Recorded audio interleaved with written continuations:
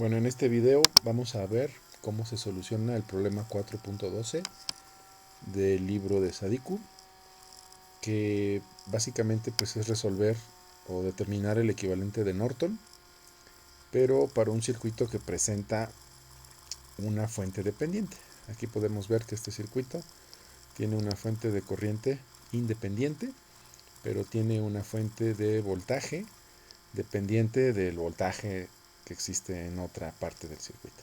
Entonces, bueno, aquí el procedimiento varía un poquito del nominal. Y para determinar la resistencia de Norton, que es el primer paso, pues hay que apagar las fuentes independientes, como se hace en el caso nominal.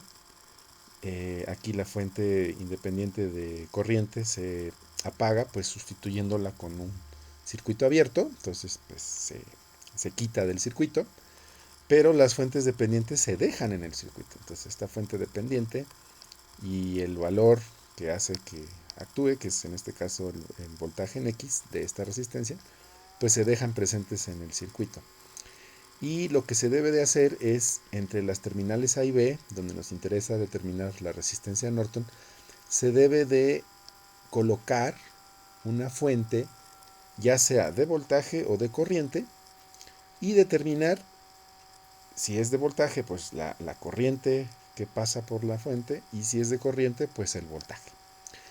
Por simplicidad, pues se recomienda, en este caso estoy proponiendo más bien una fuente de 1 volt, y o podría proponer una fuente de 1 amper. El chiste es simplificar los cálculos, entonces pues, se recomienda que sea de 1 volt o de 1 amper o de cualquier valor conocido. El chiste es que hay que simplificar los cálculos lo más que se pueda. Entonces aquí en este caso estoy proponiendo una fuente de voltaje y le doy un valor de 1 volt. Y como es de voltaje, lo que tengo que determinar es la corriente que pasa por esta fuente de voltaje. Y conociendo voltaje y corriente, pues puedo determinar la resistencia de Norton utilizando la idea. Entonces, bueno, aquí está descrito que coloco una fuente de voltaje de 1 volt y lo que tengo que determinar pues es la corriente I0, que es la que cruza a través de la fuente de voltaje. Ahora, como la fuente de voltaje la coloco en paralelo con el resistor de 2 ohms y el voltaje del resistor de 2 ohms es Vx, pues ya queda resuelta esta variable. Vx es igual a 1 volt, porque yo propuse ese valor de la fuente. Ahora, tengo que resolver ahora esta corriente I0 y veo que pues me conviene resolverlo por voltaje de malla, por análisis de malla. Entonces tengo las dos mallas, propongo la malla 1 y la malla 2 y su dirección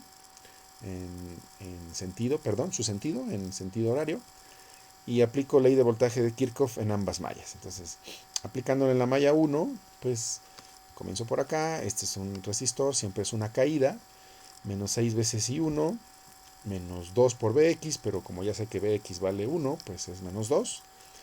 Y luego menos 2 en esta parte por I1 menos I2. Acuérdense que I1 va en sentido horario, pero en contra va I2 en sentido antihorario, entonces va con signo menos, igual a 0. Y aplico lo mismo, ley de voltaje Kirchhoff, pero ahora en la malla 2. Y tengo lo mismo, una caída en el resistor de 2 ohms, menos 2, pero ahora es I2 menos I1, por la convención de direcciones. Y esto es igual a 1 volt, que es también una caída que aparece con menos, y lo paso ya de este lado con signo más. Entonces voy a tener las dos ecuaciones simultáneas, la 3 y la 5, dos ecuaciones con dos incógnitas, solución única, y lo escribo en forma de matriz. Resuelvo, aquí no les voy a poner la solución, con el método que ustedes gusten, resuelvan, y van a determinar que la corriente de la malla 1 es menos 0.5 amper, y la corriente de la malla 2 es menos 1 amper. Por lo tanto, como la que yo estoy buscando, I0, la propuse en este sentido, e I2 va en sentido contrario, pues simplemente I0 vale menos I2 y por lo tanto I0 vale 1 amper. Y una vez que ya tengo que la corriente es 1 amper, pues yo ya conozco el voltaje que yo propuse, que es de 1 volt, y utilizando ley de Ohm, pues divido voltaje entre corriente y eso me da la resistencia de Norton, que es igual a 1 ohm. Ok, ahora vayamos con la corriente de Norton. Aquí el procedimiento es muy similar al caso nominal. Para determinar la corriente de Norton se cortocircuitan las terminales A y B, y yo tengo que determinar la corriente que circula entre esas terminales. Generalmente se escoge la dirección entre A y B, es decir, la corriente fluye de A hacia B, pero la pueden considerar invertida, o sea, de la otra forma, ¿no? De B a A.